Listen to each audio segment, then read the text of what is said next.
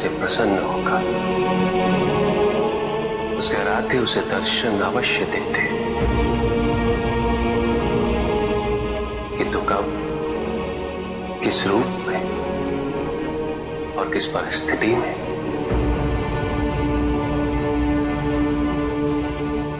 इसका पूर्व ज्ञान होना भक्त के लिए संभव नहीं होता। जब जब भक्त भगवान का ध्यान करता है तब तब भगवान भक्त का ध्यान रखते हैं।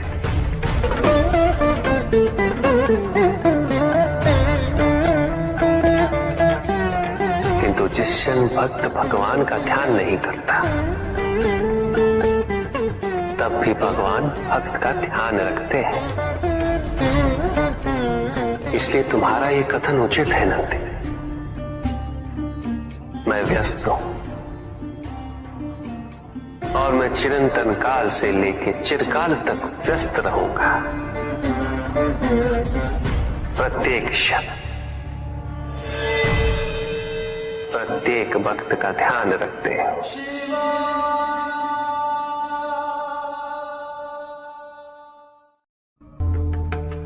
जिसके कारण स्वार्थ, विनाश, क्रूरता, अशांति और भय में वृद्धि हो,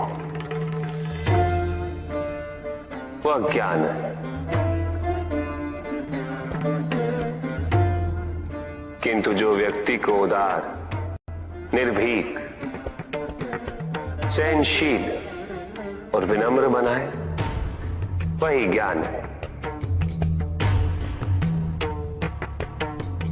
अज्ञान की शक्तियां दुरुपयोग करने हेतु प्रेरित करती हैं, किंतु जो अपनी शक्तियों और अपने सामर्थ्य के प्रति अपने उत्तरदायित्व को समझाए, जो न केवल अपने अपितु अपने से पहले संसार के उद्धार हेतु प्रोत्साहित करे, वो ज्ञान है। ज्ञान का मूल उद्देश्य ही परोपकार है, सृजन है। दूसरों की भावनाओं को समझना, उनका आदर करना, यही ज्ञान है। क्योंकि ज्ञान हमें न केवल अपने अपितु दूसरों के दुख और सुख के प्रति भी संवेदनशील बनाता है। किंतु जो दूसरों की भावनाओं का अनादर करे, उसे ज्ञान की श्रेणी में कैसे रखा जा सकता है? अज्ञान के कारण व्यक्ति सांसारिकता में बंधता जाता है, मोह माया में उलझता जाता है। अज्ञान परम सत्य से दूर ले जाने का माध्यम है,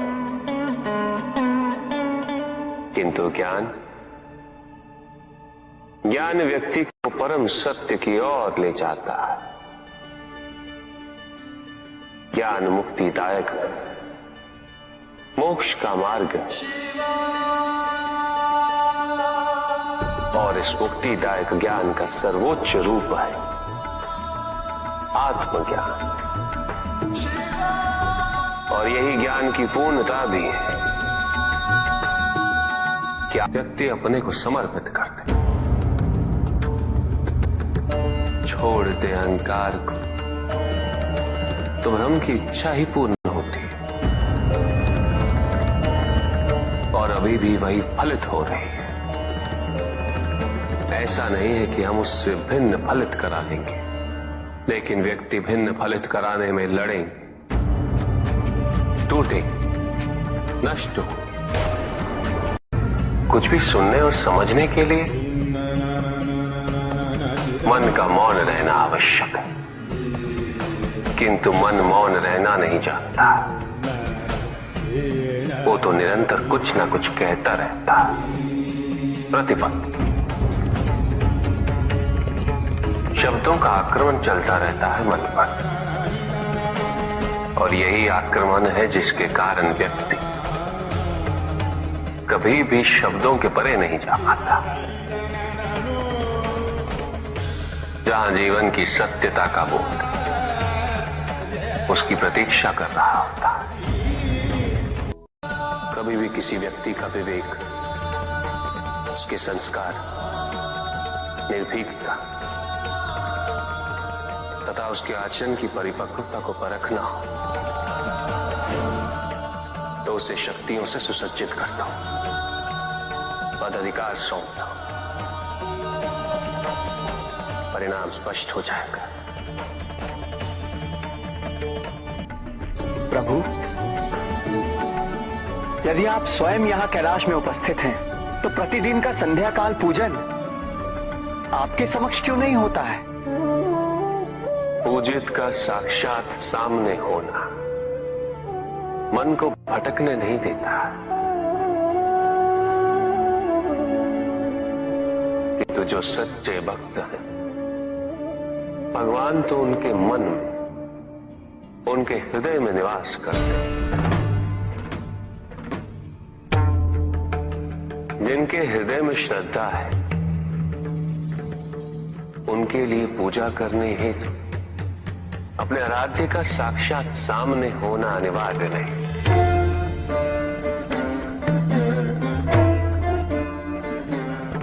वो तो अपने मन के नेत्रों से प्रतिपल उनके दर्शन पा रहे हैं।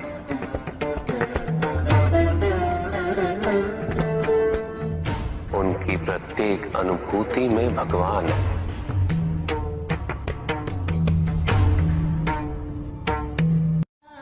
सुख आंतरिक होता है, संतोष आंतरिक होता है।